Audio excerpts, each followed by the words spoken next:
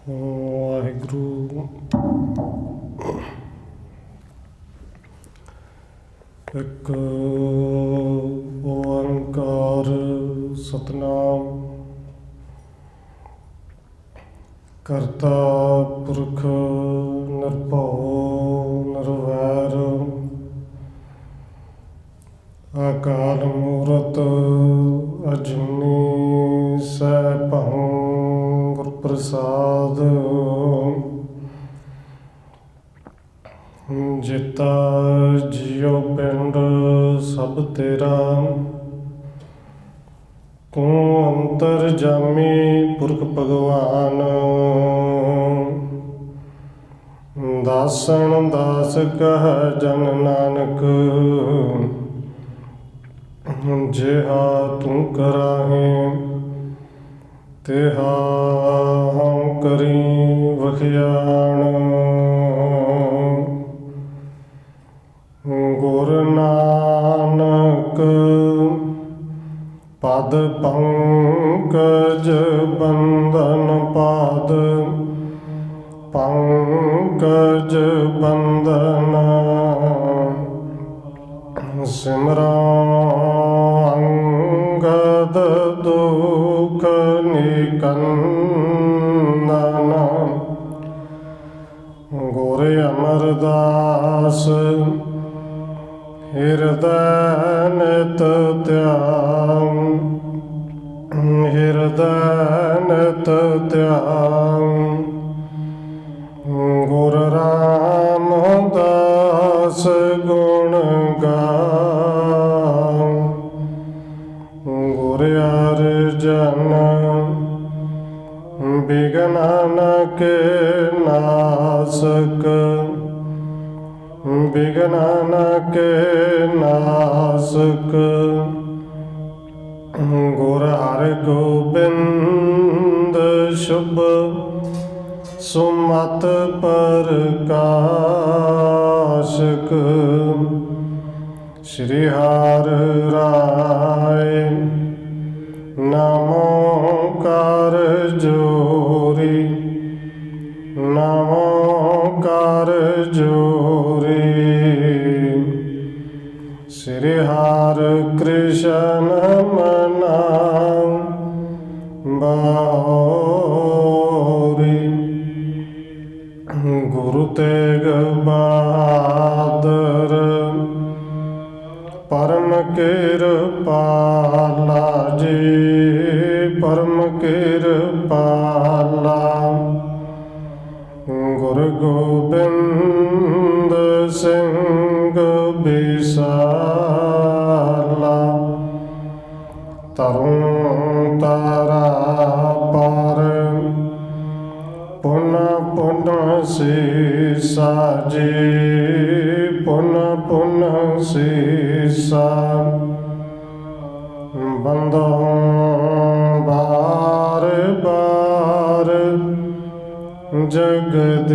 ਜਗਦੀਸ਼ਾ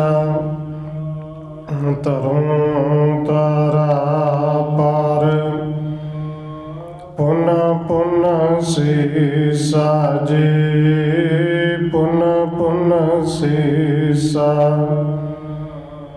ਬੰਦੋਂ ਬਾਰ ਬਾਰ ਜਗਦੀਸ਼ਾ ਜਿਸ ਮਹਿ ਅੰਮ੍ਰਿਤ ਗਿਆਨ ਹੈ ਮਾਣਕ ਭਗਤ ਬੈਰਾਗ ਸ਼੍ਰੀ ਗੁਰੂ ਗ੍ਰੰਥ ਸਾਹਿਬ ਉਦਦ ਬੰਦੋਂ ਕਰ ਅਨੁਰਾਗ ਏਕ ਓੰਕਾਰਾ ਸਤਿਗੁਰੂ ਜੇ ਪ੍ਰਸਾਦ ਸਚ ਹੋਏ ਵਾਹਿਗੁਰੂ ਜੀ ਕੀ ਫਤਿਹ ਹੈ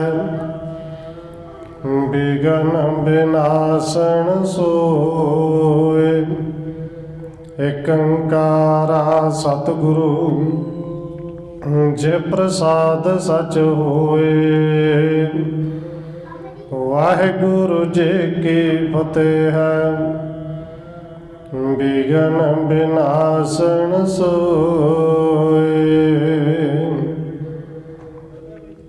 वाहिगुरु जी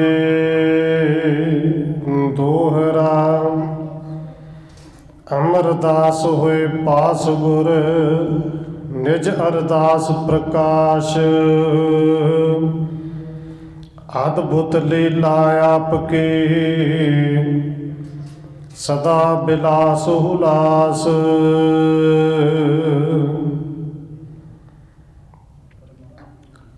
परम सन्मानयोग सतगुरु चवर छतर तखत दे मालिक हाजरा हजूर जहरा जहूर शब्द गुरु जुगों जुग अटल सतगुरु धन श्री गुरु ग्रंथ साहिब महाराज सच्चे पातशाह जी की पावन पवित्र हजूरी अंदर जुड़ बैठे सतसंगी जनों, आप जी वड्डे भागां वाले हो जो सत्कारयोग धन माता राजकौर जी के पावन अस्थान गुरुद्वारा मंजी साहिब विखे शामां दे दीवाना दियां हाजरियां भर रहे हो। आओ रोजाना की तरह धन गुरु अंगद देव महाराज जी की चल रही लड़ीवार इतिहास कथा के नाल अगलेरी सांझ पाउण तो पहला असीस बख्शिश करो जी। रचना नूं करो पवित्र, जितने भी जुड़ बैठे हो लवाओ हाजरी आखो जी। वाहिगुरु जी का खालसा वाहिगुरु जी की फतेह। दोहरा अमरदास होए पास गुर निज अरदास प्रकाश। अद्भुत लीला आपके सदा बिलास हुलास। कविराज कवि संतोख सिंह जी अगला अध्याय नंबर 28 शुरू करदे हुए लिख रहे हैं कि जिवें पिछले अध्याय दे विच आप जी ने सरवण कीता सी, कुछ सिखां दे मन विच शंका आ गई कि धन गुरु नानक देव सच्चे पातशाह जी शरीर दे सने ज्योति जुत समा गए सन।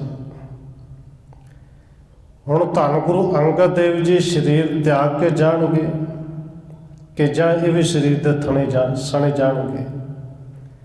इत्थे शंका इह गल दी सी कि इन्नी समर्था जिहड़ी धन गुरु नानक देव दे विच सी, ये गुरु अंगद साहिब दे विच भी है, शरीर सने भी जा सकते हैं। हुण ये शंका दूर करने वास्ते धन गुरु अंगद देव जी संघासन ते बैठे अलोप हो गए। धन गुरु अमरदास जी ने जो अरदास बेनती की, धन गुरु अंगद देव सच्चे पातशाह जी वापस संघासन उच्च आके प्रगट होए ने। हुण अगले अध्याय दे विच धन गुरु अमरदास जी गुरु अंगद देव जी को हथ जोड़ के बेनती करके पूछ रहे हैं कि सतगुरु जी तुहाडी लीला बड़ी उतपत है, अद्भुत है। इस लीला का वर्णन नहीं किया जा सकता, बस सदा आप जी की लीला हुलास बिलास वाली है। यह कारण के रावर की नाम सबके मन अचरज बड़ दीना। धन गुरु अमरदास जी पूछ रहे हैं गुरु अंगद देव जी कि सतगुरु जी इस तरह आप जी ने क्यों किया है। सारिਆਂ ਦੇ ਮਨਾਂ ਦੇ ਵਿੱਚ बड़ी हैरानगी, बड़े अचरज ਵਿੱਚ गए चले सन। इस प्रकार न है उचित तुम्हारे परम धाम को जथा पधारे। हुण धन गुरु अंगद देव जी कह रहे हैं सतगुरु जी इस तरह तो उचित नहीं ना कि जिवें तुसीं शरीर दे सने परम धाम बकुंठ नूं चले गए। श्री अंगद सुन तबे बखाना सिखण के मन शंक महाना। ये सुन के धन गुरु अंगद देव जी फिर बचन करते हैं भाई पुरखा। कुछ सिखां दे विच बड़ी शंका मन दे अंदर आ गई सी। सहत शरीर बकुंठ सिधारे आपस में मिल कर तो उचारे। आपस में मिल के शंके दी गल्लां कर रहे सन कि गुरु साहब जी शरीर सने बकुंठ जा सकते हैं। ਸਰੀਰ ਦੇ ਸਣੇ ਜਾਣਗੇ ਜਾਂ ਸਰੀਰ ਨੂੰ ਤਿਆਗ ਕੇ ਜਾਣਗੇ। ਏਵ ਨਾ ਕਰਤੇ ਸ਼ਰਧਾ ਨਾਸਤ, ਲਗਤ ਦੋਸ਼ ਮਮ ਦਾਸਨ ਗ੍ਰਾਸਤ। ਸਤਿਗੁਰੂ ਜੀ ਕਹਿੰਦੇ ਨੇ ਭਾਈ ਪੁਰਖਾ, ਜੇ ਅਸੀਂ ਇਸ ਤਰ੍ਹਾਂ ਨਾ ਕਰਦੇ ਤੇ ਸਾਡੇ ਇਹ ਜਿਹੜੇ ਸਿੱਖਾਂ ਦੇ ਅੰਦਰ ਇਹ ਸ਼ੰਕਾ ਆ ਗਈ ਸੀ ਨਾ, ਸ਼ੰਕਾ ਖਤਮ ਨਹੀਂ ਸੀ ਹੋਣੀ।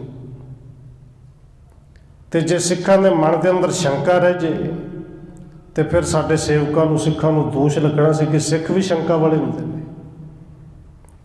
ਸਭਨ ਮਨ ਸ਼ੰਕਾ ਮਲ ਤਹਾਰੀ, ਇਹ ਕ੍ਰਿਤ ਕਰ ਜਲ ਸਾਥ ਪਖਾਰੀ। ਇਹ ਕੁਝ ਸਿੱਖਾਂ ਦੇ ਮਨ ਵਿੱਚ ਸ਼ੰਕਾ ਦੀ ਮੈਲ ਲੱਗ ਗਈ ਸੀ ਤੇ ਸਤਿਗੁਰੂ ਜੀ ਕਹਿੰਦੇ ਨੇ ਇਹ ਕਿਰਤ ਕਰਕੇ ਅਸੀਂ ਉਸ ਮੈਲ ਨੂੰ ਸਾਫ਼ ਕੀਤਾ ਹੈ। ਸਿੱਖਾਂ ਦੇ ਅੰਦਰ ਸ਼ੰਕਾ ਨਹੀਂ ਆਉਣੀ ਚਾਹੀਦੀ। ਮਮ ਸੰਗਤ ਤੇ ਸਿੱਖ ਸੁਖ ਪਾਵੈ, ਬਿਨ ਸ਼ਰਧਾ ਸੋ ਹਾਥ ਨ ਆਵੈ। ਕਿਉਂਕਿ ਸਤਿਗੁਰੂ ਜੀ ਕਹਿੰਦੇ ਨੇ ਸਾਡੇ ਸੰਗਤ ਵਿੱਚ ਆ ਕੇ ਸਿੱਖਾਂ ਨੇ ਸੁੱਖ ਪਾਉਣਾ ਹੈ, ਤੇ ਜੇ ਸੰਗਤ ਵਿੱਚ ਆ ਕੇ ਵੀ ਅੰਦਰ ਸ਼ੰਕਾ ਲੈ ਕੇ ਚਲੇ ਗਏ ਤੇ ਫਿਰ ਹੱਥ ਕੁਝ ਨਹੀਂ ਆਉਣਾ। ਬਿਗਸ ਬਦਨ ਤੇ ਬਹੁਰ ਬਖਾਨੀ, ਸੁਣ ਪੁਰਖਾ ਤੂੰ ਪੂਰਨ ਗਿਆਨੀ। ਇਹ ਬਚਨ ਕਰਦੇ ਹੋਏ ਧੰਨ ਗੁਰੂ ਅੰਗਦ ਦੇਵ ਜੀ ਨਾਲੇ ਮੁਸਕਰਾ ਪਏ ਤੇ ਮੁਸਕਰਾ ਕੇ ਕਹਿੰਦੇ ਨੇ ਪੁਰਖਾ ਤੂੰ ਤਾਂ ਪੂਰਨ ਗਿਆਨੀ ਹੈ, ਕਿ ਤੈਨੂੰ ਕੁਝ ਦੱਸਣ ਦੀ ਲੋੜ ਥੋੜ੍ਹੀ, ਤੁਹਾਨੂੰ ਤਾਂ ਸਾਰਾ ਪਤਾ ਹੈ। ਇਹ ਜਗ ਸਲਤਾ ਕੋ ਸੁਪ੍ਰਵਾਹ, ਚਲਿਓ ਜਾਤ ਪੁਨ ਪੂਰਨ ਆਹ। ਸਤਿਗੁਰੂ ਕਹਿੰਦੇ ਨੇ ਭਾਈ ਇਹ ਜਿਹੜਾ ਸੰਸਾਰ ਹੈ ਨਾ, ਇੱਕ ਨਦੀ ਦੇ ਪ੍ਰਵਾਹ ਦੀ ਤਰ੍ਹਾਂ ਹੈ। ਹੁਣ ਦੇਖੋ ਨਦੀ ਦਾ ਪਾਣੀ ਜਾਂਦਾ ਹੋਵੇ ਤੇ ਰੁਕਦਾ ਥੋੜ੍ਹੀ ਹੈ, ਨਾ ਹੀ ਵਾਪਸ ਆਉਂਦਾ, ਉਹ ਤਾਂ ਬਸ ਗਿਆ ਤੇ ਗਿਆ, ਅੱਗੇ ਤੇ ਅੱਗੇ ਜਾਂਦਾ ਹੈ। ਇਹ ਸੰਸਾਰ ਵੀ ਬਿਲਕੁਲ ਉਸ ਪ੍ਰਵਾਹ ਦੀ ਤਰ੍ਹਾਂ ਹੈ, ਸਾਰਾ ਸੰਸਾਰ ਇਸੇ ਤਰ੍ਹਾਂ ਹੈ। ਜਲ ਤਰੰਗ ਜਿਉ ਜਲੇ ਸਮਾਵੈ, ਹੈ ਜਲ ਜਲ ਤੇ ਭਿੰਨ ਦਿਖਾਵੈ। ਔਰ ਨਦੀ ਦੇ ਉਸ ਜਲ ਪ੍ਰਵਾਹ ਦੇ ਵਿੱਚ ਇੱਕ ਚੀਜ਼ ਹੋਰ ਹੁੰਦੀ ਹੈ। ਜਲ ਦੇ ਵਿੱਚ ਕਈ ਵਾਰੀ ਪਾਣੀ ਵਿੱਚ ਹਵਾ ਤੇਜ਼ ਹੋਵੇ ਤੇ ਬਹੁਤ ਤਰੰਗਾਂ ਉੱਠਦੀਆਂ ਨੇ, ਉੱਚੀਆਂ ਉੱਚੀਆਂ ਛੱਲਾਂ ਵੀ ਉੱਠਦੀਆਂ ਨੇ। ਉਹ ਕਈ ਵਾਰੀ ਤਰੰਗਾਂ ਜਿਹੜੀਆਂ ਉੱਠੀਆਂ ਹੋਈਆਂ ਛੱਲਾਂ ਲੱਗਦੀਆਂ ਨੇ ਕਿ ਜਿਵੇਂ ਪਾਣੀ ਤੋਂ ਵੱਖਰੀਆਂ ਨੇ, ਪਰ ਹੈ ਤਾਂ ਪਾਣੀ। ਇਸੇ ਤਰ੍ਹਾਂ ਕਈ ਵਾਰੀ ਭਰਮ ਪੈ ਜਾਂਦਾ ਕਿ ਰੱਬ ਕੁਛ ਹੋਰ ਹੈ, ਅਸੀਂ ਕੁਝ ਹੋਰ ਹਾਂ, ਪਰ ਰੱਬ ਦੇ ਵਿੱਚ ਸਾਡੇ ਵਿੱਚ ਬਿਲਕੁਲ ਫਰਕ ਨਹੀਂ। ਜਿਵੇਂ ਪਾਣੀ ਤੇ ਪਾਣੀ ਦੀਆਂ ਛੱਲਾਂ ਵਿੱਚ ਕੋਈ ਫਰਕ ਨਹੀਂ। ਸੰਤ ਦਵੈਤ ਤਿਮ ਨਾਹਿਨ ਮਾਨੇ, ਆਤਮ ਪਰਮਾਤਮ ਇੱਕ ਜਾਣੇ। ਇਸ ਕਰਕੇ ਸਤਿਗੁਰੂ ਕਹਿੰਦੇ ਨੇ ਭਾਈ ਜਿਹੜੇ ਸੰਤ ਜਨ ਨੇ, ਗਿਆਨਵਾਨ ਨੇ, ਉਹ ਆਪਣੇ ਨੂੰ ਤੇ ਆਪਣੇ ਆਪ ਨੂੰ ਤੇ ਰੱਬ ਨੂੰ ਆਪਣੇ ਤੋਂ ਵੱਖਰੇ ਨਹੀਂ ਜਾਣਦੇ। ਆਤਮਾ ਤੇ ਪਰਮਾਤਮਾ ਨੂੰ ਇੱਕੋ ਹੀ ਮੰਨਦੇ ਨੇ। ਜਿਮ ਜਲ ਵਿਖੇ ਬੁੱਧ ਬੁੱਧਾ ਹੋਏ, ਜਨਮ ਮਰਨ ਦੇਹਣ ਇਮ ਜੋਏ।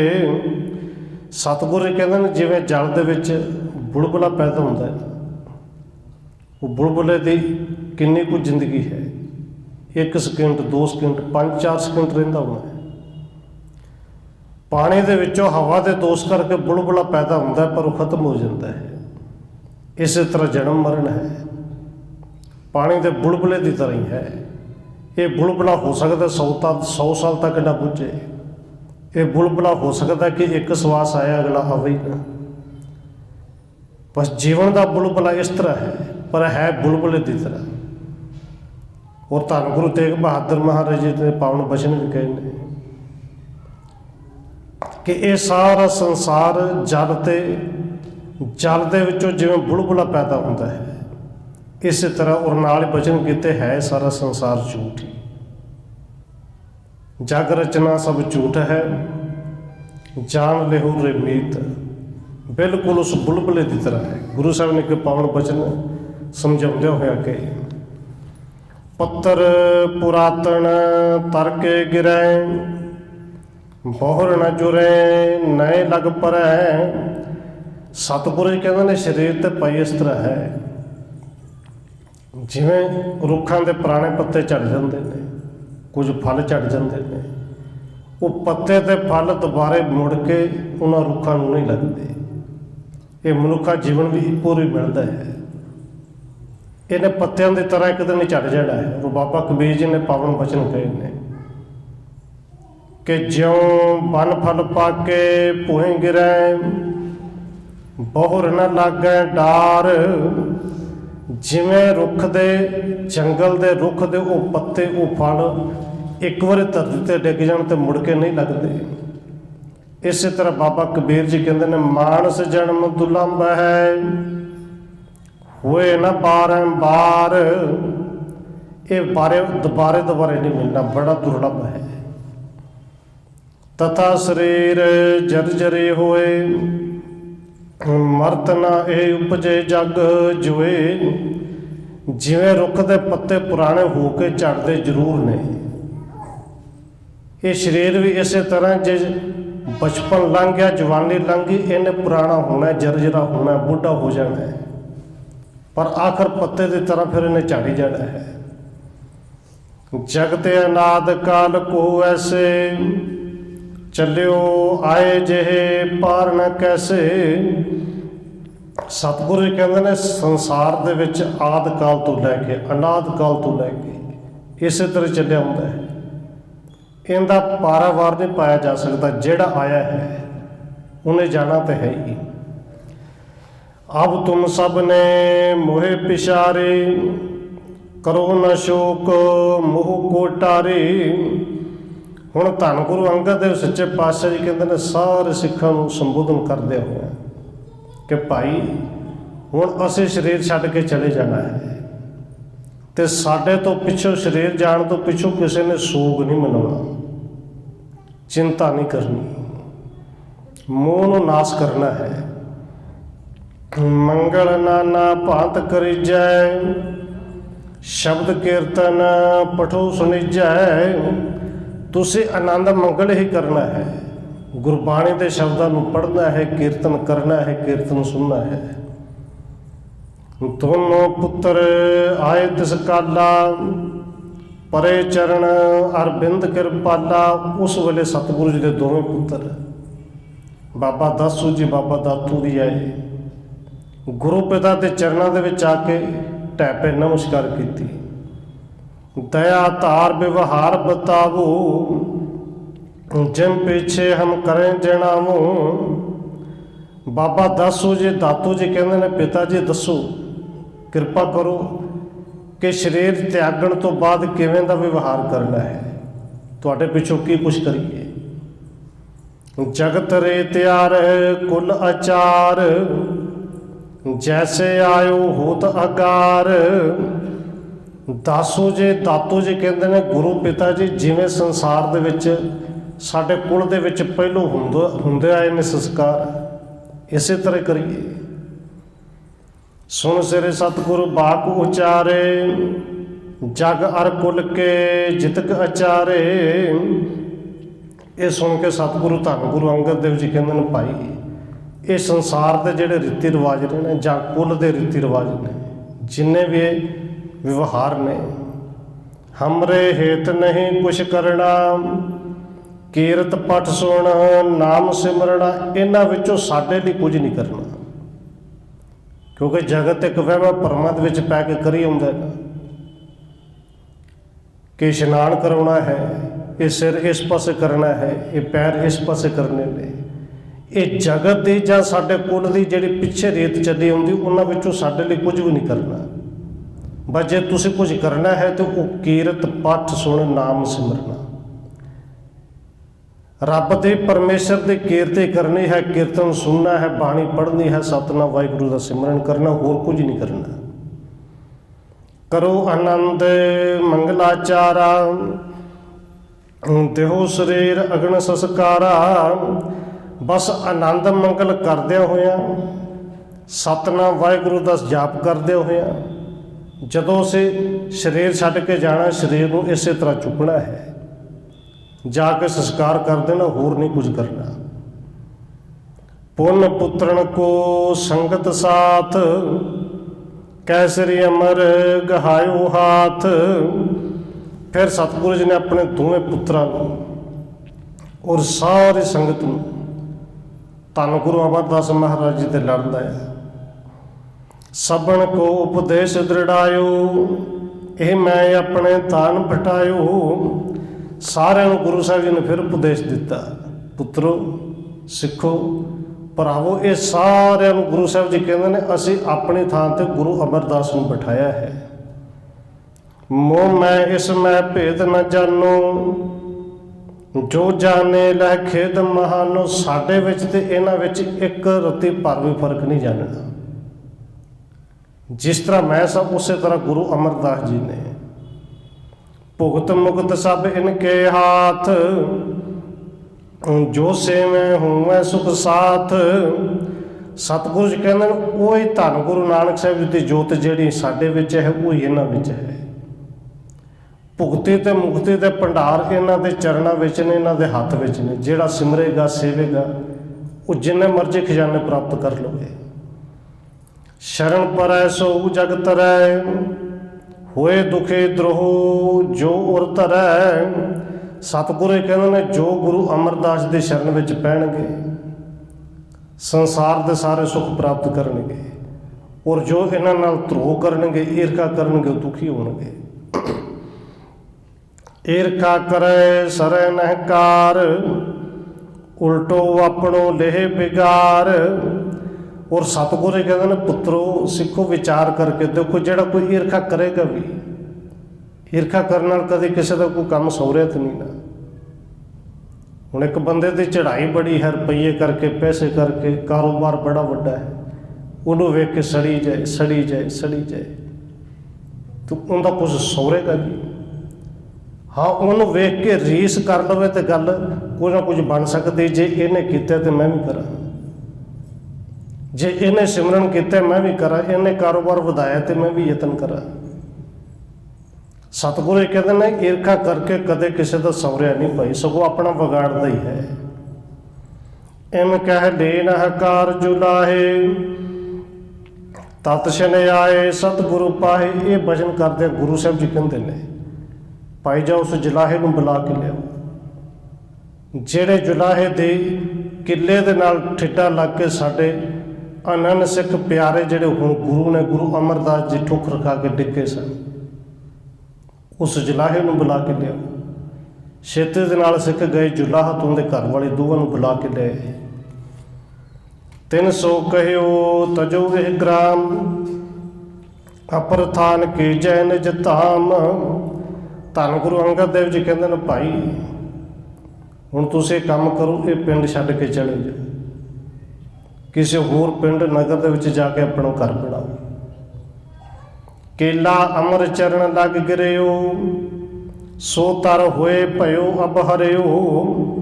ਕਹਿੰਦੇ ਤੁਸੀਂ ਵੇਖਿਆ ਨਾ ਜਿਹੜੇ ਕਿੱਲੇ ਦੇ ਨਾਲ ਗੁਰੂ ਅਮਰਦਾਸ ਜੀ ਠੋਕਰ ਖਾ ਕੇ ਡਿੱਗੇ ਸਨ, ਉਹ ਕਿੱਲਾ ਵੀ ਹਰਾ ਹੋ ਗਿਆ। ਉਹ ਕरेर ਦਾ ਰੁੱਖ ਬੜਾ ਵੱਡਾ ਬਣਨਾ ਹੈ। ਤਿਸ ਕੇ ਟਿਗ ਸੰਸਕਾਰ ਹਮਾਰੋ, ਮੰਦਰ ਸੁੰਦਰ ਬਣੇ ਉਧਾਰੋ। ਤੇ ਸਾਡੀ ਸੇਵਾ ਕਰਦੇ ਸਾਡਾ ਸਿੱਖ ਜਿੱਥੇ ਉਹਨੂੰ ਠੋਕਰ ਲੱਗੀ, ਦੁਨੀਆ ਦੇ ਲੋਕਾਂ ਨੂੰ ਅਸੀਂ ਵਿਖਾਉਣਾ ਚਾਹੁੰਦੇ ਹਾਂ ਕਿ ਅਸਲ ਵਿੱਚ ਉਹ ਠੋਕਰ ਨਹੀਂ, ਉਹ ਡਿੱਗੇ ਨਹੀਂ, ਉਹ ਆਤਮਿਕ ਜੀਵਨ ਕਰਕੇ ਸਭ ਤੋਂ ਉੱਚੇ ਉੱਠੇ ਨੇ। ਉਸ ਕਿੱਲੇ ਦੇ ਨੇੜੇ ਸਾਡਾ ਸੰਸਕਾਰ ਕਰਨਾ ਹੈ। ਉਹ ਜਿੱਥੇ ਕਿੱਲਾ ਹੈ, ਜਿੱਥੇ ਤੇਰਾ ਘਰ ਹੈ, ਉੱਥੇ ਸਾਡਾ ਸੋਹਣਾ ਮੰਦਰ ਗੁਰੂ ਘਰ ਬਣਨਾ ਹੈ। ਕਿਲਾ ਅਮਰ ਨਹੀਂ ਬਿਦਾਰੂ ਸਕੇ, ਤਿਸ ਕੋ ਰਹਿ ਚਿਰਕਾਲ ਥਿਰੇ ਤੁਰ ਸੋਊ। ਸਤਿਗੁਰੂ ਜੀ ਕਹਿੰਦੇ ਨੇ ਨਾ ਇਸ ਮੰਦਰ ਦਾ ਕੋਈ ਕੁਛ ਘਰ ਦਾ ਵਿਗਾੜ ਸਕਦਾ ਹੈ, ਨਾ ਹੀ ਇਸ ਕਿੱਲੇ ਦਾ ਜਿਹਨੇ ਰੁੱਖ ਬਣਨਾ ਹੈ ਇਹਦਾ ਕੋਈ ਵਿਗਾੜ ਸਕਦਾ ਹੈ। ਇਹ ਲੰਬੇ ਸਮੇਂ ਤੱਕ ਦੋਵੇਂ ਰਹਿਣਗੇ। ਤਰਬ ਪ੍ਰਿੰਦ ਤਬ ਦਿਓ ਗੋਵਿੰਦਰ, ਕਰੋ ਅਪਰ ਥਲ ਸਦਨ ਮਿਲੰਦਾ। ਔਰ ਧੰਨ ਗੁਰੂ ਅੰਗਦ ਦੇਵ ਸੱਚੇ ਪਾਤਸ਼ਾਹ ਕਹਿੰਦੇ ਨੇ ਭਾਈ ਇਹ ਘਰ ਤੇਰੇ ਤੋਂ ਅਸੀਂ ਖੋ ਨਹੀਂ ਰਹੇ, ਜਿੰਨੀ ਕੀਮਤ ਆ ਉਹਦੇ ਤੋਂ ਦੁੱਗਣੀ ਕੀਮਤ ਲੈ ਜਾ। ਜਿਵੇਂ ਦਾ ਘਰ ਇਹਦੇ ਤੋਂ ਕਿਤੇ ਸੋਹਣਾ ਘਰ ਬਣਾ, ਕਿਸੇ ਵੱਡੇ ਨਗਰ ਵਿੱਚ ਬਣਾ, ਪਿੰਡ ਵਿੱਚ ਬਣਾ। ਉਸੇ ਵੇਲੇ ਗੁਰੂ ਸਾਹਿਬ ਜੀ ਨੇ ਕੁਝ ਰੁਪਈਏ ਪੈਸੇ ਮੰਗਵਾਏ ਨੇ ਉਸ ਜਲਾਹੇ ਨੂੰ ਦਿੱਤੇ ਨੇ। ਸੋ ਇਹ ਥਾਨ ਹਮਾਰਾ ਭਇਓ, ਤਿਸ ਕੋ ਮੂਲ ਤੁਮੈ ਦੈ ਦਇਓ। ਔਰ ਗੁਰੂ ਸਾਹਿਬ ਜੀ ਕਹਿੰਦੇ ਨੇ ਭਾਈ ਥੋੜਾ ਤੇ ਨਹੀਂ। ਔਰ ਜਲਾਹਾ ਹੱਥ ਜੋੜ ਕੇ ਕਹਿੰਦਾ ਸਤਿਗੁਰੂ ਜੀ ਤੇ ਬਹੁਤ ਹੈ, ਜਿੰਨੇ ਕੋ ਸੋਚਿਆ ਸੀ ਉਸ ਤੋਂ ਕਿਤੇ ਜ਼ਿਆਦਾ ਹੈ। ਸਤਿਗੁਰੂ ਕਹਿੰਦੇ ਨੇ ਫਿਰ ਭਾਈ ਇਹ ਕਾਰਜ ਤੂੰ ਸਾਡਾ ਹੋ ਗਿਆ, ਕਿਉਂਕਿ ਤੈਨੂੰ ਇਹਦੀ ਕੀਮਤ ਦੇ ਦਿੱਤੀ ਹੈ, ਮੁੱਲ ਦੇ ਦਿੱਤਾ ਹੈ। ਸੁਣ ਗੋਵਿੰਦਰ ਧਰ ਤਰਾਸ ਬਿਲੰਦ, ਲਇਓ ਦਰਬਜੋ ਦੇਨ ਸਬਰਿੰਦ। ਇਹ ਸੁਣ ਕੇ ਉਹ ਜਲਾਹ ਕੁਛ ਭੈ ਵੀ ਮੰਨਦਾ ਸੀ ਕਿ ਇਹਨਾਂ ਦੇ ਤੇ ਸਿੱਖ ਦੇ ਕਹੇ ਹੋਏ ਬਚਨ ਸੱਚ ਹੋ ਜਾਂਦੇ ਨੇ, ਇਹ ਤੇ ਸਮਰੱਥ ਗੁਰੂ ਨੇ। ਉਹ ਰੁਪਈਆ ਪੈਸਾ ਲਿਆ, ਹੱਥ ਜੋੜੇ ਕਿ ਸਤਿਗੁਰੂ ਜੀ ਮੈਂ ਹੁਣੇ ਇਹ ਘਰ ਛੱਡ ਕੇ ਚਲਾ ਜਾਣਾ। ਪੁਣ ਸ੍ਰੀ ਅਮਰ ਸਿੱਖ ਸਮੁਦਾਇ, ਤਨ ਸੰਸਕਾਰਨ ਕੋ ਸਮਝਾਏ। ਧੰਨ ਗੁਰੂ ਅੰਗਦ ਦੇਵ ਸੱਚੇ ਪਾਤਸ਼ਾਹ ਨੇ ਫਿਰ ਸਾਰੇ ਸਿੱਖਾਂ ਨੂੰ, ਬਾਬਾ ਬੁੱਢਾ ਸਾਹਿਬ ਜੀ ਨੂੰ, ਆਪਣੇ ਦੋਹਾਂ ਪੁੱਤਰਾਂ ਨੂੰ ਸਰੀਰ ਦਾ ਸੰਸਕਾਰ ਕਰਨ ਵਾਸਤੇ ਸਮਝਾਇਆ। ਕਹਿੰਦੇ ਨੇ ਜਹ ਕਰੀਰ ਹੋਵੈ ਤਰਹਰੋ, ਤਿਸਕੇ ਨਿਕਟ ਥਾਨ ਮਮ ਕਰੋ। ਕਹਿੰਦੇ ਭਾਈ ਜਿੱਥੇ ਇੱਕ ਕਰੀਰ ਦਾ ਕਿੱਲਾ ਹੁਣ ਰੁੱਖ ਬਣ ਚੁੱਕਿਆ ਹੈ, ਜਿਹੜਾ ਹਰਾ ਹੋ ਚੁੱਕਿਆ ਔਰ ਜਿੰਨੇ ਰਹਿੰਦੀਆਂ ਸਦੀਆਂ ਤੱਕ ਹਰਾ ਰਹਿਣਾ ਹੈ, ਇਹਦੇ ਨੇੜੇ ਸਾਡਾ ਆਸਣ ਕਰਿਓ, ਨੇੜੇ ਸੰਸਕਾਰ ਕਰਿਓ। ਮੁਖ ਪ੍ਰਸੰਨ ਇਮ ਕਹਿ ਸਭ ਕਾਹੂ, ਖਿਰਿਓ ਕਮਲ ਜਨ ਜਲ ਤੇ ਮਾਹੂ। ਸਰੀਰ ਛੱਡ ਕੇ ਜਾਣਾ ਔਰ ਧੰਨ ਗੁਰੂ ਅੰਗਦ ਦੇਵ ਸੱਚੇ ਪਾਤਸ਼ਾਹ ਕਿਤੇ ਦੁਖੀ ਥੋੜੀ ਨੇ, ਗਮ ਥੋੜੀ ਹੈ। ਕਹਿੰਦੇ ਐਨ ਮੁਸਕਰਾਉਂਦੇ ਹੋਏ, ਖਿੜੇ ਹੋਏ ਕਹਿ ਰਹੇ ਨੇ ਜਿਵੇਂ ਕਮਲ ਦਾ ਫੁੱਲ ਖਿੜਿਆ ਹੋਇਆ ਹੈ, ਭਈ ਸਾਡਾ ਸੰਸਕਾਰ ਇਸ ਕਿੱਲੇ ਦੇ ਨੇੜੇ ਕਰਨਾ ਹੈ। ਅਤਿਛੈ ਸੁੰਦਰਤਾ ਸਭ ਬਾਡੇ, ਲਾਲੇ ਅਰਨੋਦਿਐ ਸਮ ਗਾਡੇ। ਧੰਨ ਗੁਰੂ ਅੰਗਦ ਦੇਵ ਮਹਾਰਾਜ ਸੱਚੇ ਪਾਤਸ਼ਾਹ ਦੇ ਚਿਹਰਾ ਜਿਹੜਾ ਹੈ ਐਨ ਲਾਲ, ਜਿਵੇਂ ਹੁਣੇ ਸੂਰਜ ਉੱਗਦਾ ਹੋਵੇ। ਔਰ ਸੂਰਜ ਜਦੋਂ ਉੱਗਦਾ ਹੈ, ਜਦੋਂ ਡੁੱਬਦਾ ਹੈ, ਉਦੋਂ ਬਹੁਤਾ ਲਾਲੀ ਵਿੱਚ ਹੁੰਦਾ ਹੈ। ਕਮਲ ਪੱਤਰ ਸਮ ਬਿਕਸੇ ਲੋਚਨ, ਦੇਖਤ ਸਭ ਦਿਸ ਸੋਚ ਵਿਮੋਚਨ। ਔਰ ਧੰਨ ਗੁਰੂ ਅੰਗਦ ਦੇਵ ਮਹਾਰਾਜ ਦੇ ਜਿਹੜੇ ਨੇਤਰ ਨੇ ਕਮਲ ਦੇ ਫੁੱਲ ਦੀ ਤਰ੍ਹਾਂ ਖਿੜੇ ਹੋਏ ਨੇ, ਔਰ ਸਾਰੇ ਵੇਲੇ ਗੁਰੂ ਸਾਹਿਬ ਦੀ ਦਇਆ ਦੀ ਦ੍ਰਿਸ਼ਟੀ ਨਾਲ ਵੇਖ ਰਹੇ ਨੇ। ਮੁਸਕਾਵਤ ਬੋਲਤ ਮਨ ਭਾਵਤ, ਸਿੱਖ ਸਭ ਪਿਕਕਾਰ ਬਲ ਬਲ ਜਾਵਤ। ਧੰਨ ਗੁਰੂ ਅੰਗਦ ਦੇਵ ਜੀ ਮੁਸਕਰਾ ਰਹੇ ਸਨ ਔਰ ਐਨ ਬੜਾ ਮਿੱਠਾ ਮਿੱਠਾ ਬੋਲਦੇ ਸਨ। ਸਾਰੇ ਸਿੱਖ ਵੇਖ ਕੇ ਬਲਹਾਰ ਜਾਂਦੇ ਸਨ, ਵਾਰਨੇ ਜਾਂਦੇ ਸਨ। ਇੰਨਾ ਮਿੱਠਾ, ਇੰਨਾ ਸੋਹਣਾ ਚਿਹਰਾ, ਔਰ ਗੁਰੂ ਸਾਹਿਬ ਦੀ ਕਿਰਪਾ ਕਰਦੇ ਨੇ, ਉਸ ਰੱਬ ਤੋਂ ਬਲਹਾਰ ਜਾਂਦੇ ਨੇ। ਔਰ ਗੁਰੂ ਕੇ ਸਿੱਖ ਉਸ ਪਰਮੇਸ਼ਰ ਤੇ ਗੁਰੂ ਦੇ ਵਿੱਚ ਫਰਕ ਹੀ ਨਹੀਂ ਜਾਣਦੇ। ਧੰਨ ਗੁਰੂ ਨਾਨਕ ਸਾਹਿਬ ਜੀ ਨੇ ਜਿੱਥੇ ਪਾਵਨ ਬਚਨ ਕਹੇ, ਬਲਹਾਰੇ ਗੁਰ ਆਪਣੇ ਦਿਹਾੜੀ ਸਦਵਾਰ। ਔਰ ਗੁਰੂ ਕੇ ਸਿੱਖ ਆਪਣੇ ਗੁਰੂ ਤੋਂ ਵਾਰ-ਵਾਰ ਬਲਹਾਰਨੇ ਜਾ ਰਹੇ ਨੇ। ਤੇ ਜੇ ਕੋਈ ਪੁੱਛੇ ਕਿਉਂ ਜਾਂਦੇ ਹੋ, ਤੇ ਗੁਰੂ ਕੇ ਸਿੱਖ ਬੋਲ ਕੇ ਕਹਿੰਦੇ ਨੇ ਸਾਡੇ ਵਰਗੇ ਜਿਨ੍ਹਾਂ ਨੂੰ ਕਦੇ ਇਹ ਗਿਆਨ ਹੀ ਨਹੀਂ ਸੀ, ਸਮਝ ਨਹੀਂ ਸੀ, ਉਹਨਾਂ ਨੂੰ ਦੈਵੀ ਗੁਣਾਂ ਵਾਲਾ ਗਿਆਨ ਦੇ ਦਿੱਤਾ, ਦੇਵਤੇ ਬਣਾ ਦਿੱਤਾ। ਬਲਹਾਰੇ ਗੁਰੇ ਆਪਣੇ ਦਿਹਾੜੇ ਸਤਵਾਰ, ਜਿਨ ਮਾਨਸ ਤੇ ਦੇਵਤੇ ਕੀਏ ਕਰਤ ਨ ਲਾਗੇ ਵਾਰ। ਔਰ ਦੈਵੀ ਗੁਣਾ ਬਣਾਉਣ, ਦੈਵੀ ਗੁਣ ਦੇਣ ਲੱਗਿਆ ਗੁਰੂ ਸਾਹਿਬ ਨੇ ਕੋਈ ਵਾਰ ਥੋੜ੍ਹੀ ਲਾਈ, ਸਮਾਂ ਥੋੜ੍ਹੀ ਲਾਇਆ, ਬਸ ਕਿਰਪਾ ਦੀ ਦ੍ਰਿਸ਼ਟੀ ਪਾਈ। ਔਰ ਧੰਨ ਗੁਰੂ ਅੰਗਦ ਦੇਵ ਜੀ ਦਾ ਇਤਿਹਾਸ ਆਪਾਂ ਪਿੱਛੇ ਸਰਵਣ ਵੀ ਕਰਕੇ ਆਏ ਹਾਂ। ਅੰਮ੍ਰਿਤ ਵੇਲੇ ਨਿਤਨੇਮ ਕਰਨ ਤੋਂ ਬਾਅਦ ਜਦੋਂ ਪਹਿਲੀ ਵਾਰੀ ਬਾਹਰ ਹੁੰਦੇ ਸਨ ਤੇ ਜਿੱਧਰ ਦ੍ਰਿਸ਼ਟੀ ਪਾਉਂਦੇ ਸਨ, ਚਾਹੇ ਕਿਸੇ ਨੂੰ ਲਕਵਾ ਮਾਰਿਆ ਹੋਵੇ, ਕਿਸੇ ਨੂੰ ਕਿੱਡਾ ਵੀ ਭਿਆਨਕ ਰੋਗ ਸਰੀਰ ਦਾ ਲੱਗਿਆ ਹੋਵੇ, ਉਹਨਾਂ ਦੇ ਰੋਗ ਕੱਟੇ ਜਾਂਦੇ ਸਨ। ਬਾਹਰ ਭੀੜਾ ਲੱਗ ਜਾਂਦੇ ਸਨ। ਗੁਰੂ ਸਾਹਿਬ ਜੀ ਨੇ ਆਉਣਾ ਹੈ, ਪਹਿਲੀ ਨਜ਼ਰ ਮਾਰਨਗੇ, ਕਿਰਪਾ ਹੋ ਜਾਏਗੀ, ਸਾਡੇ ਰੋਗ ਕੱਟੇ ਜਾਣਗੇ। ਨਿਜ ਆਨੰਦ ਮਹਿ ਮਗਨ ਬਿਲੰਦੇ, ਤਾਰਨ ਤਿਆਗਣ ਤੇ ਸੁਖੰਦੇ। ਧੰਨ ਗੁਰੂ ਅੰਗਦ ਦੇਵ ਸੱਚੇ ਪਾਤਸ਼ਾਹ ਜੀ ਆਨੰਦ ਮੰਗਲ ਦੇ ਵਿੱਚ ਨੇ। ਦੇਹ ਦਾ ਧਾਰਨਾ ਤੇ ਦੇਹ ਨੂੰ ਤਿਆਗਣਾ, ਇਹ ਤਾਂ ਉਹਨਾਂ ਦੇ ਆਪਣੇ ਵੱਸ ਵਿੱਚ ਹੈ ਨਾ। ਕਿਉਂਕਿ ਮੇਰਾ ਗੁਰੂ ਸਮਰੱਥ ਗੁਰੂ ਉਹ ਹੈ ਜਿਹੜਾ ਨਾ ਆਵੇ ਨਾ ਜਾਏ, ਉਹ ਨਾ ਜੰਮਦਾ ਹੈ ਨਾ ਮਰਦਾ ਹੈ। ਸਰੀਰ ਨੂੰ ਛੱਡਣਾ ਹੈ ਕਿ ਧਾਰਨਾ ਹੈ, ਇਹ ਗੁਰੂ ਦੀ ਆਪਣੀ ਇੱਛਾ ਆਪਣੀ ਮਰਜ਼ੀ ਹੈ। ਕਿਰਪਾ ਦ੍ਰਿਸ਼ਟ ਸੋ ਸਭ ਦਿਸ ਦੇਖਾ, ਦੀਨ ਸੁਦਰਸ਼ਨ ਆਨੰਦ ਬਸਿੱਖਾ। ਧੰਨ ਗੁਰੂ ਅੰਗਦ ਦੇਵ ਜੀ ਨੇ ਕਿਰਪਾ ਦੀ ਦ੍ਰਿਸ਼ਟੀ ਨਾਲ ਸਾਰੇ ਵੱਲ ਵੇਖਿਆ, ਸਾਰਿਆਂ ਨੂੰ ਦਰਸ਼ਨ ਦੇ ਕੇ ਆਨੰਦਦਾਇਕ ਬਣਾਇਆ ਹੈ। ਪੁਨ ਸਭ ਕੇ ਦੇਖਤ ਤਤਕਾਲ, ਪੌੜ ਗਏ ਸ੍ਰੀ ਗੁਰੂ ਕਿਰਪਾਲ। ਕਹਿੰਦੇ ਫਿਰ ਸਾਰਿਆਂ ਦੇ ਵੇਖਦੇ ਹੋਇਆ ਧੰਨ ਗੁਰੂ ਅੰਗਦ ਦੇਵ ਜੀ ਆਸਣ ਲੱਗਿਆ ਸੀ, ਉਸ ਆਸਣ ਦੇ ਉੱਤੇ ਲੇਟ ਗਏ। ਉੱਪਰ ਬਿਸਤ ਬਸਤਰ ਕੋ ਲੈਣਾ, ਧਰਮ ਤਾਮ ਪ੍ਰਸਥਾਨੋ ਕੀਨਾ। ਧੰਨ ਗੁਰੂ ਅੰਗਦ ਦੇਵ ਸੱਚੇ ਪਾਤਸ਼ਾਹ ਜੀ ਨੇ ਆਪ ਆਪਣੇ ਉੱਤੇ ਚਿੱਟੀ ਚਾਦਰ ਲਈ ਹੈ, ਔਰ ਚਾਦਰ ਲੈ ਕੇ ਲੇਟਦਿਆਂ ਨਾਲ ਹੀ ਉਸੇ ਵੇਲੇ ਨੂੰ ਬੈਕੁੰਠ ਨੂੰ ਚਲੇ ਗਏ, ਸਰੀਰ ਨੂੰ ਛੱਡ ਕੇ। ਸਾਰੇ ਵੇਖ ਰਹੇ ਨੇ।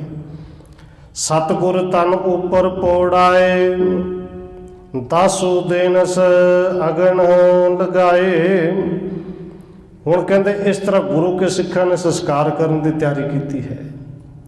ਉਧਰ ਕਵੀ ਸੰਤੋਖ ਸਿੰਘ ਜੀ ਲਿਖਦੇ ਨੇ ਕੁਝ ਜਿਹੜੇ ਦੈਵੀ ਗੁਣਾਂ ਵਾਲੇ ਦੇਵਤੇ ਨੇ, ਉਹ ਬ੍ਰਹਮਾ ਜੀ, ਸ਼ਿਵ ਜੀ ਆਦਿਕ ਦੀ ਗੱਲ ਕਰਦੇ ਨੇ ਕਿ ਸਾਰੇ ਜਿਵੇਂ ਆਪ ਅੱਗੋਂ ਦੀ ਆਏ ਹੋਣ ਲੈਣ ਵਾਸਤੇ, ਤੇ ਸਾਰੇ ਉਸ ਸਵਰਗਪੁਰੀ ਨੂੰ, ਇੰਦਰਪੁਰੀ ਨੂੰ, ਬ੍ਰਹਮਪੁਰੀ ਨੂੰ, ਸ਼ਿਵਪੁਰੀ ਨੂੰ ਛੱਡ ਕੇ ਆਏ ਨੇ, ਤੇ ਸਾਰੇ ਜਿਵੇਂ ਜੈ ਜੈਕਾਰ ਕਰਦੇ ਹੋਣ। ਇਹ ਕਵੀ ਸੰਤੋਖ ਸਿੰਘ ਜੀ ਕੋਈ ਵੀ ਕਵੀ ਹੋਵੇ, ਅਸਲ ਵਿੱਚ ਉਹਨਾਂ ਦੀ ਕਲਪਨਾ ਹੁੰਦੀ ਕਿ ਇਵੇਂ ਹੋਇਆ ਹੋਏਗਾ। ਉਹ ਆਏ ਹੋਣਗੇ, ਜੈ ਜੈਕਾਰ ਕੀਤੀ ਹੋਏਗੀ। ਜੈ ਜੈਕਾਰ ਸੁਰਗ ਮਹਿ ਭਇਓ, ਅਤ ਉਤਸਾਹ ਦੇਵਤਨ ਕਹਿਓ। ਕਿ ਜਿਵੇਂ ਸਾਰੇ ਸਵਰਗਪੁਰੀ ਦੇ ਵਿੱਚ ਜੈ ਜੈਕਾਰ ਹੋਊਗੀ। ਬੜਿਆਂ ਨੇ ਉਤਸ਼ਾਹ ਮਨਾਇਆ ਕਿ ਧੰਨ ਗੁਰੂ ਅੰਗਦ ਦੇਵ ਜੀ ਸਾਡੀ ਪੁਰੀ ਵਿੱਚ ਆਉਣਗੇ। ਧੰਨ ਧੰਨ ਸਤਿਗੁਰੂ ਬਖਾਨੈ, ਆਏ ਅਗਾਊ ਆਦਰ ਠਾਨੈ। ਜਿਵੇਂ ਸਾਰੇ ਦੇਵੀ ਦੇਵਤੇ ਧੰਨ ਗੁਰੂ ਅੰਗਦ ਦੇਵ ਜੀ, ਧੰਨ ਗੁਰੂ ਅੰਗਦ ਦੇਵ ਜੀ ਕਹਿੰਦੇ ਹੋਏ ਅੱਗੋਂ ਆਪ ਲੈਣ ਵਾਸਤੇ ਆਏ ਹੋਣ। ਇਤ ਸ੍ਰੀ ਅਮਰ ਸਿੱਖ ਜੇ ਸਾਰੇ, ਆਇਸ ਤੇ ਔਰ ਸ਼ੋਕ ਨਿਵਾਰੇ। ਉਧਰ ਗੁਰੂ ਸਾਹਿਬ ਦੇ ਜਿਹੜੇ ਸਿੱਖ ਸਨ, ਕਿਉਂਕਿ ਗੁਰੂ ਸਾਹਿਬ ਦਾ ਹੁਕਮ ਸੀ ਵੀ ਸ਼ੋਕ ਨਹੀਂ ਕਰਨਾ, ਦੁੱਖ ਨਹੀਂ ਮਨਾਉਣਾ, ਉਹਨਾਂ ਨੇ ਸ਼ੋਕ ਦੂਰ ਕੀਤਾ ਹੈ। ਸਭ ਮਿਲ ਕਰੇ ਕੀਰਤਨ ਚਾਰ, ਉੱਚੇ ਉਚਰੇ ਜੈ ਜੈਕਾਰ। ਗੁਰੂ ਕੇ ਸਿੱਖ ਸਾਰੇ ਮਿਲ ਕੇ ਕੀਰਤਨ ਕਰਦੇ ਨੇ, ਸਾਰੇ ਧੰਨ ਗੁਰੂ ਅੰਗਦ ਦੇਵ ਜੀ ਦੀ ਜੈ ਜੈਕਾਰ ਉੱਚੀ ਆਵਾਜ਼ ਵਿੱਚ ਕਰ ਰਹੇ ਨੇ। ਸਤਿਗੁਰ ਤਨ ਕਰਵਾਏ ਇਸ਼ਨਾਨ, ਬਰ ਅੰਬਰ ਉੱਪਰ ਕੋ ਤਾਣ। ਸਿੱਖਾਂ ਨੇ ਧੰਨ ਗੁਰੂ ਅੰਗਦ ਦੇਵ ਜੀ ਦੇ ਸਰੀਰ ਦਾ ਇਸ਼ਨਾਨ ਕਰਾਇਆ, ਸੋਹਣੇ ਚਿੱਟੇ ਬਸਤਰ ਉੱਤੇ ਪੁਆਏ। ਬੀਚ ਬਬਾਨ ਬਹੁਰ ਪੌੜਾਏ, ਬੁੱਢੇ ਯਾਦ ਸੋ ਲੀਨ ਉਠਾਏ। ਬਬਾਨ ਦੇ ਵਿੱਚ ਪਾਇਆ ਹੈ ਬਾਬਾ ਬੁੱਢਾ ਸਾਹਿਬ ਜੀ ਆਦਿਕ ਜਿਹੜੇ ਪਿਆਰੇ ਸਿੱਖ ਸਨ, ਉਹ ਧੰਨ ਗੁਰੂ ਅਮਰਦਾਸ ਜੀ, ਬਾਬਾ ਦਾਸੂ ਜੀ, ਬਾਬਾ ਦਾਤੂ ਜੀ ਉਸ ਬਬਾਨ ਨੂੰ ਚੁੱਕਦੇ ਨੇ। ਜਹਾਂ ਜੁਲਾਹਣ ਸਦਨ ਸਥਾਨ, ਚਿਖਾ ਰਚੇ ਤਹਿ ਰੁਚਰ ਮਹਾਨ। ਜਿੱਥੇ ਜੁਲਾਹਿਆਂ ਦਾ ਘਰ ਸੀ, ਜਿੱਥੇ ਗੁਰੂ ਸਾਹਿਬ ਜੀ ਨੇ ਹੁਕਮ ਕੀਤਾ ਸੀ, ਉੱਥੇ ਜਾ ਕੇ ਸੋਹਣੇ ਢੰਗ ਦੇ ਨਾਲ ਚਿਖਾ ਚਿਣੀ ਗਈ। ਸਤਿਗੁਰ ਤਨ ਉੱਪਰ ਪੌੜਾਏ, ਦਾਸੋ ਦੇਨਸ ਅਗਨ ਲਗਾਏ। ਧੰਨ ਗੁਰੂ ਅੰਗਦ ਦੇਵ ਮਹਾਰਾਜ ਜੀ ਦੇ ਸਰੀਰ ਨੂੰ ਉੱਤੇ ਪਾਇਆ। ਸਤਿਗੁਰੂ ਜੀ ਵੱਡੇ ਪੁੱਤਰ ਸਨ ਬਾਬਾ ਦਾਸੂ ਜੀ, ਉਹਨਾਂ ਨੇ ਅਗਨ ਭੇਟ ਕੀਤਾ ਹੈ। ਸਤਨਾਮ ਕੋ ਸਿਮਰਨ ਕਰੈ, ਹੋਏ ਕੀਰਤਨ ਸ਼ੁਕੈ ਹਰੈ। ਤੇ ਸੰਸਕਾਰ ਕਰਦੇ ਹੋਏ ਉੱਥੇ ਸਤਨਾਮ ਵਾਹਿਗੁਰੂ ਦਾ ਜਾਪ ਹੋ ਰਿਹਾ ਹੈ, ਕੀਰਤਨ ਹੋ ਰਿਹਾ ਹੈ। ਭਲੇ ਰੇਤ ਸੰਸਕਾਰਨ ਕਰੇ, ਨਮੋ ਠਾਣ ਧਾਰ ਪਰ ਸਿਰ ਧਰੇ। ਭਲੇ ਪ੍ਰਕਾਰ ਦੇ ਨਾਲ ਸੰਸਕਾਰ ਕੀਤਾ ਗਿਆ। ਸਾਰਿਆਂ ਨੇ ਹੱਥ ਜੋੜ ਕੇ ਉੱਥੇ ਨਮਸਕਾਰ ਕੀਤੀ, ਮੱਥਾ ਟੇਕਿਆ। ਮੰਗਲ ਕਰਤ ਰਹੇ ਸਮੁਦਾਏ, ਗੁਰ ਆਇਸ ਤੇ ਸੋਖ ਨਸਾਏ। ਭਾਵੇਂ ਸਿੱਖਾਂ ਦੇ ਅੰਦਰ ਕੁਝ ਵਿਰਾਗ ਸੀ, ਪਰ ਗੁਰੂ ਸਾਹਿਬ ਦੀ ਆਇਸ, ਗੁਰੂ ਸਾਹਿਬ ਦੇ ਹੁਕਮ ਮੁਤਾਬਕ ਉਹ ਕੀਰਤੀ ਕਰਦੇ ਰਹੇ, ਕੀਰਤਨ ਕਰਦੇ ਰਹੇ, ਨਾਮ ਜਪਦੇ ਰਹੇ। ਬੈਠੇ ਬਹੁਰ ਸੋ ਡੇਰਣ ਜਾਏ, ਕਰੇ ਸੁਣੇ ਗੁਰ ਜਸ ਸਮੁਦਾਏ। ਕਹਿੰਦੇ ਫਿਰ ਸਾਰੇ ਸਿੱਖ ਜਾ ਕੇ ਡੇਰੇ ਵਿੱਚ ਬੈਠੇ ਵਾਪਸ ਆਏ, ਜਿੱਥੇ ਗੁਰੂ ਸਾਹਿਬ ਦਾ ਜਸ ਕਹਿੰਦੇ ਨੇ, ਸੁਣਦੇ ਨੇ। ਸਾਗਰ ਸੰਭ ਗੰਭੀਰ ਮਹਾਨੇ, ਹਿਰਦੈ ਚੱਲ ਮੇਰੂ ਸਮਠਾਨੇ। ਸਿੱਖ ਆਪਸ ਵਿੱਚ ਗੁਰੂ ਸਾਹਿਬ ਦੀ ਸਿਫਤ ਕਰਕੇ ਕਹਿੰਦੇ ਨੇ ਕਿ ਧੰਨ ਗੁਰੂ ਅੰਗਦ ਦੇਵ ਸੱਚੇ ਪਾਤਸ਼ਾਹ ਜੀ ਸਾਗਰ ਦੀ ਤਰ੍ਹਾਂ ਗੰਭੀਰ ਸਨ, ਸਮੇਰ ਪਰਬਤ ਦੀ ਤਰ੍ਹਾਂ ਅਡੋਲ ਸਨ, ਬਿਲਕੁਲ ਟਿਕੇ ਹੋਏ ਸਨ। ਅਜਰ ਜਰਨ ਜਿਨ ਕੇਰ ਸਮਾਨ, ਭਇਓ ਨਾ ਭੂਤ ਭਵਿੱਖਤ ਜਹਾਨ। ਸਿੱਖ ਸਿਫਤਾਂ ਕਰਕੇ ਕਹਿੰਦੇ ਨੇ ਕਿ ਧੰਨ ਗੁਰੂ ਅੰਗਦ ਦੇਵ ਜੀ ਅਜਰ ਨੂੰ ਜਰਨ ਵਾਲੇ ਸਨ। ਇੰਨੀਆਂ ਤਾਕਤਾਂ ਕੋਲ ਹੁੰਦਿਆਂ ਹੋਇਆਂ ਉਹਨਾਂ ਨੂੰ ਜਰ ਗਏ। ਉਹਨਾਂ ਦੇ ਵਰਗਾ ਅੱਜ ਤੱਕ ਨਾ ਕੋਈ ਹੋਇਆ ਤੇ ਨਾ ਆਉਣ ਵਾਲੇ ਸਮੇਂ 'ਚ ਹੋਏਗਾ। ਕਿਰਪਾ ਦ੍ਰਿਸ਼ਟ ਜਿਸ ਭਿਖੇ ਵਿਸ਼ੇਸ਼ੂ, ਦੇ ਉਪਦੇਸ਼ ਨਿਕੰਦਨ ਕਲੇਸ਼ੂ। ਕਹਿੰਦੇ ਜਿੱਧਰ ਵੀ ਕਿਰਪਾ ਦੀ ਦ੍ਰਿਸ਼ਟੀ ਨਾਲ ਧੰਨ ਗੁਰੂ ਅੰਗਦ ਸਾਹਿਬ ਜੀ ਵੇਖਦੇ ਸਨ, ਉਹਦਾ ਭਲਾ ਹੋ ਜਾਂਦਾ ਸੀ। ਜਿਹਨੂੰ ਵੀ ਉਪਦੇਸ਼ ਦਿੰਦੇ ਸਨ, ਔਰ ਪਹਿਲੀ ਦ੍ਰਿਸ਼ਟੀ ਤੇ ਜਿੱਧਰ ਹੀ ਪਾਉਂਦੇ ਸਨ, ਵੱਡੇ ਵੱਡੇ ਰੋਗੀਆਂ ਦੇ ਰੋਗ ਦੂਰ ਹੁੰਦੇ ਸਨ। ਕਲੇ ਕਾਰ ਅੰਧੇਰ ਗੁਬਾਰਾ, ਤਿਨ ਦਰਸ਼ਨ ਦੀਪਕ ਉਜਿਆਰਾ। ਸਿੱਖ ਕਹਿੰਦੇ ਨੇ ਇਸ ਕਲਯੁਗ ਦੇ ਵਿੱਚ ਇੰਨਾ ਅਗਿਆਨਤਾ ਦਾ, ਝੂਠ ਦਾ ਹਨੇਰਾ ਪਸਰਿਆ ਹੋਇਆ ਸੀ, ਪਰ ਉਹਨਾਂ ਦੇ ਦਰਸ਼ਨ ਇਸ ਤਰ੍ਹਾਂ ਸਨ ਜਿਵੇਂ ਗਿਆਨ ਦਾ ਚਾਨਣ ਹੈ, ਗਿਆਨ ਦਾ ਦੀਵਾ ਹੈ, ਜਿਵੇਂ ਸੱਚ ਦਾ ਦੀਵਾ ਹੈ। ਧੰਨ ਧੰਨ ਸ਼੍ਰੀ ਅੰਗਦ ਰੂਪ, ਜਿਨ ਕੇ ਮਹਿਮਾ ਮਹਾ ਅਨੂਪ। ਸਿੱਖ ਕਹਿੰਦੇ ਨੇ ਧੰਨ ਗੁਰੂ ਅਮਰਦਾਸ ਸੱਚੇ ਪਾਤਸ਼ਾਹ ਜੀ ਉਹ ਵੀ ਧੰਨ ਨੇ, ਕਿਉਂਕਿ ਉਹ ਵੀ ਸ੍ਰੀ ਗੁਰੂ ਅੰਗਦ ਦੇਵ ਜੀ ਦਾ ਰੂਪ ਹੈ, ਜਿਨ੍ਹਾਂ ਦੀ ਮਹਿਮਾ ਅਨੂਪ ਹੈ, ਜਿਨ੍ਹਾਂ ਦੀ ਮਹਿਮਾ ਕਹੀ ਨਹੀਂ ਜਾ ਸਕਦੀ। ਇਤਿਆਦਿਕ ਗੁਣ ਕਹਿ ਸਿਮਰੰਤੇ, ਕੇਤਕ ਦਿਨ ਜਬ ਕੀਨ ਬਿਤੰਤੇ। ਕਹਿੰਦੇ ਇਤਿਆਦਿਕ ਇਸ ਤਰ੍ਹਾਂ ਗੁਰੂ ਸਾਹਿਬ ਦਾ ਸਿਮਰਨ ਕਰਦਿਆਂ, ਗੁਰੂ ਸਾਹਿਬ ਦੇ ਗੁਣ ਕਰਦਿਆਂ, ਗੁਣ ਗਾਉਂਦਿਆਂ ਕਈ ਦਿਨ ਫਿਰ ਬੀਤ ਗਏ। ਅੰਨ ਕ੍ਰਿਤ ਮਿਸ਼ਟਾਨ ਵਿਸਾਲਾ, ਕਰਿਓ ਇਕੱਤਰ ਸਭਨ ਤਿਸ ਕਾਲਾ। ਉਦੋਂ ਗੁਰੂ ਕੇ ਸਿੱਖਾਂ ਨੇ ਬਹੁਤ ਸਾਰਾ ਅਨਾਜ, ਘਿਓ, ਖੰਡ ਆਦਿਕ ਜਿਹੜਾ ਬਹੁਤ ਵੱਡੀ ਮਾਤਰਾ ਦੇ ਵਿੱਚ ਇਕੱਠਾ ਕੀਤਾ ਹੈ। ਬਹੁਤ ਵੱਡਾ ਲੰਗਰ ਕਰਨਾ ਹੈ ਕਿ ਜਿਹਨੂੰ ਆਪਾਂ ਕਹਿੰਦੇ ਅੰਤਿਮ ਅਰਦਾਸ। ਉਹ ਧੰਨ ਗੁਰੂ ਅਮਰਦਾਸ ਜੀ ਨੇ, ਗੁਰੂ ਕੇ ਸਿੱਖਾਂ ਨੇ ਫਿਰ ਉਹ ਸਾਰਾ ਕੁਛ ਕੀਤਾ।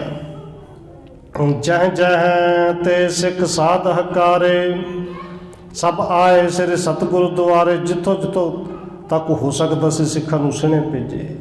ਸਿੱਖ ਆਏ, ਸੰਗਤਾਂ ਆਈਆਂ, ਹੋਰ ਬਹੁਤ ਸਾਰੇ ਲੋਕ ਆਏ। ਸ੍ਰੀ ਗੁਰ ਅਮਰ ਆਪ ਵਿੱਚ ਥਿਰੇ, ਵੇਚ ਰਸੋਏ ਕੇ ਸੁਭ ਕਰੇ।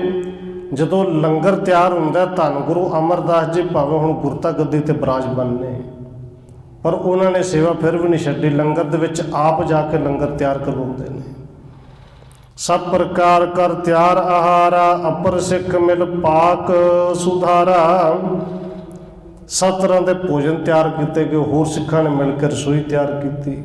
ਬਹੁ ਪੰਕਤ ਇੱਕ ਸਾਰ ਬਿਠਾਏ, ਲੱਗੇ ਪਰੋਸਣ ਕੋ ਸਮੁਦਾਇ। ਸੰਗਤਾਂ ਨੂੰ ਬਿਠਾਇਆ, ਤਿਆਰ ਕੀਤਾ ਹੋਇਆ ਭੋਜਨ ਸਾਰਿਆਂ ਨੂੰ ਪਰੋਸਿਆ ਗਿਆ। ਸਵਾਦ ਵਿਸਾਲ ਅਚੇ ਸਭ ਸੰਗਤ, ਬੈਠ ਬੈਠ ਕਰ ਆਪਣੀ ਪੰਗਤ। ਆਪੋ ਆਪਣੀਆਂ ਪੰਗਤਾਂ ਦੇ ਵਿੱਚ ਬੈਠ ਕੇ ਬੜੇ ਸਵਾਦੀ ਭੋਜਨ ਇੱਛਾ ਅਨੁਸਾਰ ਸਭ ਨੇ ਛਕੇ। ਸਭ ਤ੍ਰਿਪਤੇ ਅਚ ਸਵਾਦ ਆਹਾਰਾ, ਕੇਨਸ ਇਨ ਗੁਰ ਪੁਰਬ ਉਧਾਰਾ। ਕਹਿੰਦੇ ਸਾਰੇ ਭੋਜਨ ਛਕ ਕੇ ਤ੍ਰਿਪਤ ਹੋ ਗਏ। ਇਸ ਤਰ੍ਹਾਂ ਸਿੱਖਾਂ ਨੇ ਧੰਨ ਗੁਰੂ ਅੰਗਦ ਦੇਵ ਸੱਚੇ ਪਾਤਸ਼ਾਹ ਦੇ ਇਹ ਵੱਡਾ ਪਰਵ ਕਹਿੰਦੇ ਸਨ। ਅੱਜ ਅੰਤਿਮ ਅਰਦਾਸ ਕਿਹਾ ਜਾਂਦਾ, ਉਦੋਂ ਕਹਿੰਦੇ ਗੁਰੂ ਅੰਗਦ ਦੇਵ ਜੀ ਦਾ ਵੱਡਾ ਪਰਵ ਮਨਾਇਆ।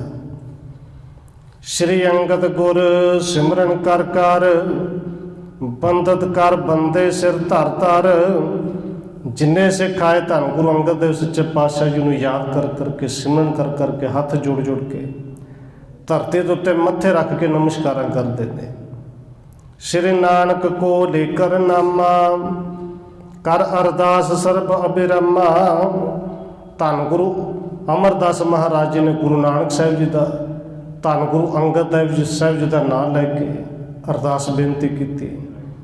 ਮਸਤਕ ਟੇਕ ਸੰਗਤ ਸਾਰੇ ਕਰ ਉਤਸਾਹ ਮਿਲੇ ਤਿਸ ਬਾਰੇ।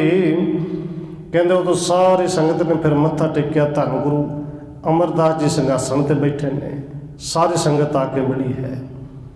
ਦਾਸੋ ਅਰ ਦਾਤੂ ਕੇ ਮਨ ਕੇ ਲਖ ਸ੍ਰੀ ਅਮਰ ਗੁਰੂ ਬਿਦ ਇਨਕੇ। ਔਰ ਧੰਨ ਗੁਰੂ ਅਮਰਦਾਸ ਜੀ ਬਾਬਾ ਦਾਸੂ ਤੇ ਦਾਤੂ ਦੇ ਮਨ ਦੀ ਗੱਲ ਵੀ ਜਾਣਦੇ ਨੇ, ਈਰਖਾ ਕਰਨਗੇ। ਗੁਰੂ ਸਾਹਿਬ ਦਾ ਹੁਕਮ ਵੀ ਸੀ ਭਾਈ ਇੱਥੇ ਨਹੀਂ ਰਹਿਣਾ।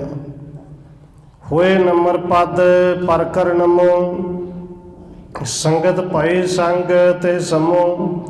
ਬਾਕੀ ਸਾਰੇ ਸੰਗਤ ਸਨਿਮਰ ਹੋ ਕੇ ਗੁਰੂ ਸਾਹਿਬ ਦੇ ਚਰਨਾਂ ਤੇ ਬਹਿ ਕੇ ਨਮਸਕਾਰ ਕਰਦੀ ਹੈ। ਔਰ ਧੰਨ ਗੁਰੂ ਅਮਰਦਾਸ ਜੀ ਫਿਰ ਪਰਵ ਕਰਨ ਤੋਂ ਬਾਅਦ ਗੋਬਿੰਦਵਾਲ ਪੰਥ ਚੱਲ ਪਰੇ। ਮੁਖ ਖਡੂਰ ਦਿਸ ਤਿਸ ਬਿਦ ਕਰੇ। ਗੁਰੂ ਸਾਹਿਬ ਜੀ ਗੋਬਿੰਦਵਾਲ ਸਾਹਿਬ ਨੂੰ ਚੱਲ ਪਏ। ਔਰ ਭਾਵੇਂ ਹੁਣ ਧੰਨ ਗੁਰੂ ਅੰਗਦ ਦੇਵ ਜੀ ਸਰੀਰ ਕਰਕੇ ਨਹੀਂ, ਪਰ ਗੁਰੂ ਅਮਰਦਾਸ ਜੀ ਫਿਰ ਵੀ ਉਸੇ ਤਰ੍ਹਾਂ ਖਡੂਰ ਸਾਹਿਬ ਤੋਂ ਗੋਬਿੰਦਵਾਲ ਸਾਹਿਬ ਨੂੰ ਜਾਂਦੇ ਨੇ ਪਿਛਲੇ ਪੈਰੀ। ਪਾਛਲ ਦਿਸਾ ਗਮਨ ਤੇ ਜਾਏ ਇਸੇ ਪ੍ਰਕਾਰ ਪਹੁੰਚਤ ਤਿਸ ਥਾਏ। ਗੁਰੂ ਸਾਹਿਬ ਦੇ ਪਿਛਲੇ ਪੈਰ 3 ਕੋਹ ਤੱਕ ਚੱਲਦੇ ਨੇ, ਫਿਰ 1 ਕੋਹ ਸਿੱਧੇ ਮੂੰਹ ਕਰਕੇ ਗੋਬਿੰਦਵਾਲ ਸਾਹਿਬ ਧੰਨ ਗੁਰੂ ਅਮਰਦਾਸ ਜੀ ਪਹੁੰਚਦੇ ਨੇ। ਇੱਥੇ ਕਵੀ ਰਾਜ ਨੇ ਇਹ ਅਧਿਆਇ ਵੀ ਖਤਮ ਕੀਤਾ ਹੈ। ਅਗਲੇ ਅਧਿਆਇ ਤੋਂ ਧੰਨ ਗੁਰੂ ਅਮਰਦਾਸ ਮਹਾਰਾਜ ਸੱਚੇ ਪਾਤਸ਼ਾਹ ਜੀ ਦੇ ਉਹਨਾਂ ਦਾ ਭਾਵੇਂ ਮੁੱਢਲਾ ਜੀਵਨ ਪਿਛਲੇ ਪ੍ਰਕਰਨਾਂ ਵਿੱਚ ਆ ਵੀ ਗਿਆ। ਕਵੀ ਰਾਜ ਨੇ ਅਗਲੇ ਅਧਿਆਇ ਦੇ ਵਿੱਚ 69ਵਾਂ ਅਧਿਆਇ ਹੈ, ਗੁਰੂ ਅਮਰਦਾਸ ਜੀ ਦਾ ਮੁੱਢਲਾ ਜੀਵਨ ਜਿਵੇਂ ਲਿਖਿਆ ਉਹ ਕੱਲ੍ਹ ਵਿਚਾਰਾਂਗੇ। ਹੋਈਆਂ ਭੁੱਲਾਂ ਦੀ ਖਿਮਾ। ਆਓ 1-2 ਮਿੰਟ ਹੋਰ ਰਸਨਾ ਦੇ ਨਾਲ ਹਾਜ਼ਰੀ ਲਵਾਈਏ, ਫਿਰ ਸਮਾਪਤੀ ਹੈ ਜੀ। ਵਾਹਿਗੁਰੂ ਵਾਹਿਗੁਰੂ ਵਾਹਿਗੁਰੂ ਵਾਹਿਗੁਰੂ।